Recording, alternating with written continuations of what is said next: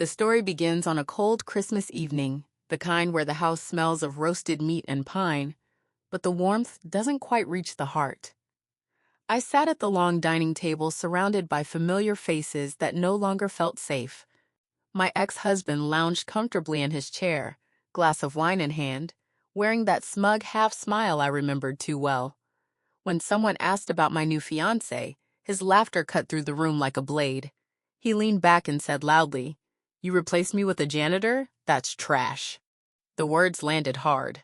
My children laughed nervously, unsure whether to join in or stay silent, and that hurt more than the insult itself.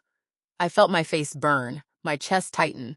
I stood up slowly, my chair scraping the floor, deciding that leaving with my dignity was better than staying for another second of humiliation.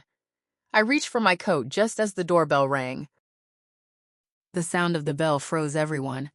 I hadn't told anyone exactly when my fiancé would arrive. Footsteps echoed down the hallway, and the door opened to reveal him standing tall and calm, dressed simply but confidently. Behind him, parked right in front of the house, was a brand-new Bentley gleaming under the Christmas lights. The room went silent. My ex-husband's smirk faded as my fiancé stepped inside, looked directly at him, and pointed without raising his voice. "Know your place," he said. Only 3 words, but they carried the weight of a lifetime. My ex-husband stared, speechless, while I felt something inside me finally release. For the first time in years, I didn't feel small. That night changed everything, but it was only the beginning. In the days that followed, whispers spread through the family. People who had once dismissed my fiancé suddenly wanted to know him better. He remained humble, brushing off questions about the car and his work.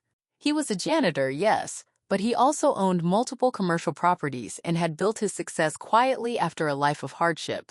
Watching him move through the world without bitterness made me reflect on my past marriage. I had spent years trying to prove my worth to someone who only valued appearances.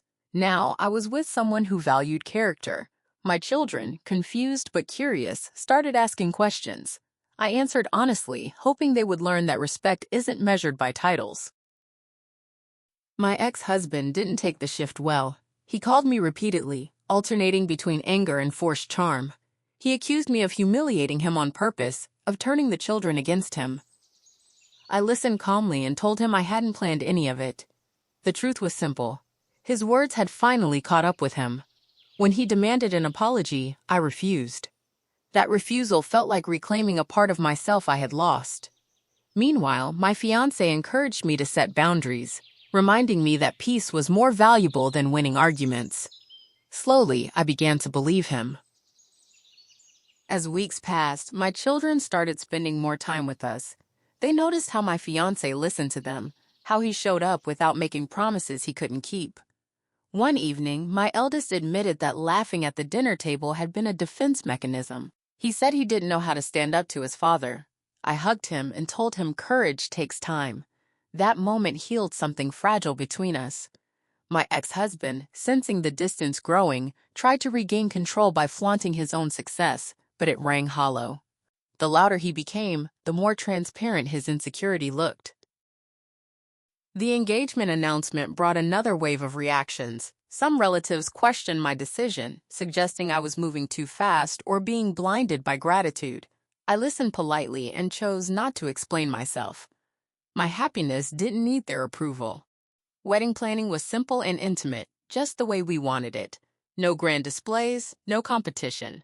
My fiancé said love didn't need an audience to be real. Every quiet choice felt rebellious in the best way. The confrontation I had dreaded finally came one afternoon when my ex-husband showed up unannounced. He demanded to know how a janitor could afford such a life. My fiancé answered calmly, explaining that dignity comes from work, not labels, and that wealth means nothing without respect. For once, my ex-husband had no cruel joke ready. He left angry, but smaller somehow. I realized then that closure doesn't always come with apologies. Sometimes it comes with clarity. As the wedding day approached, I reflected on how far I had come. I was no longer the woman who swallowed insults to keep the peace. I was someone who knew her worth and chose kindness without accepting cruelty. My children stood by me, proud and supportive. On the morning of the ceremony, I looked at my reflection and smiled. Not because everything was perfect, but because it was honest. The final episode of this chapter unfolded quietly. After the wedding, life settled into a steady rhythm. No dramatic revenge, no public downfall, just peace.